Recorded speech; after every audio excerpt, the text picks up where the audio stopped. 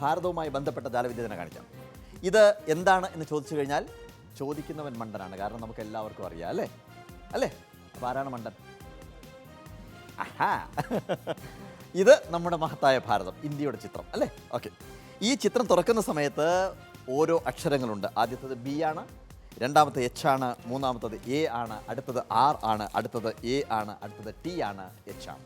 ചേർത്ത് വായിച്ചാൽ Bharat. Okay, BHARATH. പക്ഷെ ഒന്നുകൂടി സൂക്ഷ്മമായിട്ട് നോക്കിക്കഴിഞ്ഞാൽ ഓരോ അക്ഷരങ്ങളിൽ ഒരു സംസ്ഥാനം കാണാം നമുക്ക്.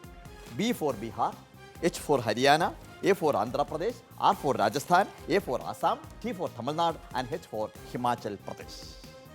പക്ഷേ നമ്മുടെ ഭാരതത്തിൽ ഇന്ന് നേരിട്ടുകൊണ്ടിരിക്കുന്ന ഏറ്റവും വലിയ പ്രശ്നം എന്ന് പറയുന്നത് തീവ്രവാദവും വിഘടനവാദവുമാണ്. ഓരോ സംസ്ഥാനങ്ങളും അവർക്ക് വേറിട്ട ഒരു സംസ്ഥാനമായി മാറണം എന്നാവശ്യപ്പെട്ടുകൊണ്ടിരിക്കുന്നു. പക്ഷേ അങ്ങനെ ഭാരതത്തെ കീറി മാറ്റിക്കഴിഞ്ഞാൽ ഒരിക്കലും ഇന്ത്യയെ നമുക്ക് കണ്ടെത്താനാവില്ല. ഇന്ത്യ ഇപ്പോൾ അവിടെയില്ല, ഇവിടെ കാണാൻ സാധിക്കുന്നില്ല അല്ലേ?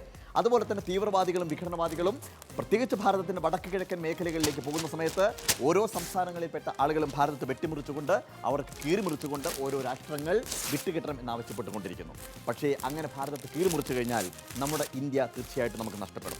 പക്ഷേ ഇന്ത്യയെ സ്നേഹിക്കുന്ന നമ്മളാരും തന്നെ അങ്ങനെ ആഗ്രഹിക്കുന്നില്ല. നമ്മളെല്ലാവരും ആഗ്രഹിക്കുന്നത് ഇന്ത്യ ഒന്നായി എപ്പോഴും ഒരുപോലെ ഒരുമിച്ച് നിൽക്കണം എന്നുള്ളതാണ് നമ്മുടെ എല്ലാവരുടെയും സ്വപ്നം അല്ലേ? കാരണം നമ്മുടെ ഇന്ത്യ എന്ന് പറയുന്നത് നാനാത്വത്തിൽ ഏകത്വം എന്ന മുദ്രാവാക്യം മുറുകെ പിടിക്കുന്ന മഹത്തായ രാഷ്ട്രമാണ്. അപ്പോൾ നമ്മളൊരിക്കലും നമ്മുടെ ഭാരതത്തെ വെട്ടിക്കീറാൻ സമ്മതിക്കില്ല. സമ്മതിക്കുമോ? ഇല്ല. അതുകൊണ്ട് നമുക്ക് ഒരുമിച്ച് വിളിച്ച് പറയാം, ഭാരത് മാതാ കി ജയ്. That's it. That's our India.